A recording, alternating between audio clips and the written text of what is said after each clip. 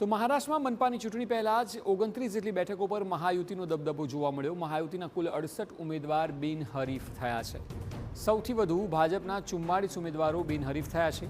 એકનાથ શિંદે જૂથની શિવસેનાના 22 ઉમેદવારો બિનહરીફ થયા. અજીત પવારની એનસીપીના 2 ઉમેદવાર ચૂંટણી પહેલાં જ વિજયી થયા છે. મહારાષ્ટ્રમાં મનપાની ચૂંટણીઓ નજીક છે ત્યારે રાજ્યભરમાં ભાજપ, એકનાથ શિંદે જૂથની શિવસેના અને અજીત પવારની એનસીપીના ગઠબંધનવાળી 29 બેઠકો પર અત્યારથી દબદબો વર્તાઈ રહ્યો છે, કારણ કે તેના 68 ઉમેદવાર બિનહરીફ થયા છે, જેમાં ભાજપના 44, એકનાથ શિંદેના 22, અજીત પવારના 2 ઉમેદવાર બિનહરીફ ચૂંટાયા. ભાજપની વાત કરીએ તો કલ્યાણ ડોંબિવલી મનપામાં 15, ભિવંડી મનપામાં 6, જલગાંવ મનપામાં 6, પનવેલ મનપામાં 6 ઉમેદવાર ચૂંટણી વિના જીતી ચૂક્યા છે. તો ધુલે મનપામાં 4, અહિલ્યાનગર મનપામાં 3, પુણે મનપામાં 2 તેમજ પિંપરી ચિંચવડ મનપામાં 2 ઉમેદવાર બિનહરીફ બન્યા છે. મુંબઈમાં બીએમસીની આગામી ચૂંટણી માટે ઉમેદવારી પ્રક્રિયા પૂર્ણ થઈ છે. બીએમસીની 277 બેઠક માટે કુલ 1700 ઉમેદવાર ચૂંટણી મેદાનમાં છે. સૌથી વધુ કોંગ્રેસના 167 ઉમેદવારો મેદાનમાં છે. ઉદ્ધવ ઠાકરે, એમએનએસ, એનસીપી મળીને 227 બેઠકો પર ઉમેદવાર ઉતાર્યા છે. એક બેઠક પર ઉદ્ધવ ઠાકરેની શિવસેના અને એમએનએસ એકબીજા વિરુદ્ધ મેદાનમાં છે.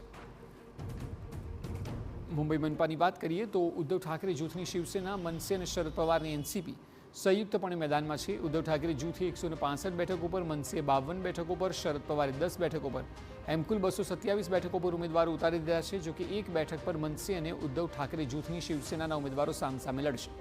શરદ પવાર, અજીત પવાર ફરી સાથે આવી શકે તે ચર્ચાએ જોર પકડ્યું છે. અજીત પવારે ખુદ સંકેત આપ્યા છે.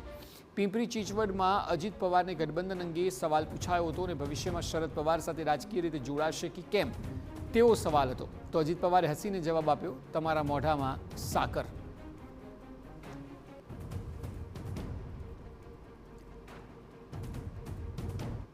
साखर पडो तुझ्या तोंडात साखर पडो तुझ्या तोंडात साखर पडो. એટલે કે અજીત પવારે સંકેત આપ્યા કે કાકા ભત્રીજાની ફરી એક સાથે આવવાની શક્યતાને બિલકુલ નકારી તો ન શકાય.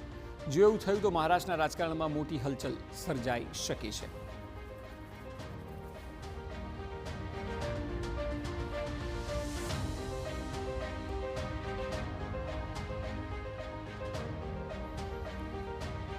તો હવે જે પ્રકારે સમીકરણો જોવા મળી રહ્યા છે તેમાં અજીત પવાર અને શરદ પવાર બંને સાથે આવી શકે છે તેવી શક્યતાઓ છે. જે ચૂંટણીના બેઠકો પર અલગ અલગ લોકો મેદાનમાં છે તે બેઠકો પણ અમે બતાવી રહ્યા છીએ.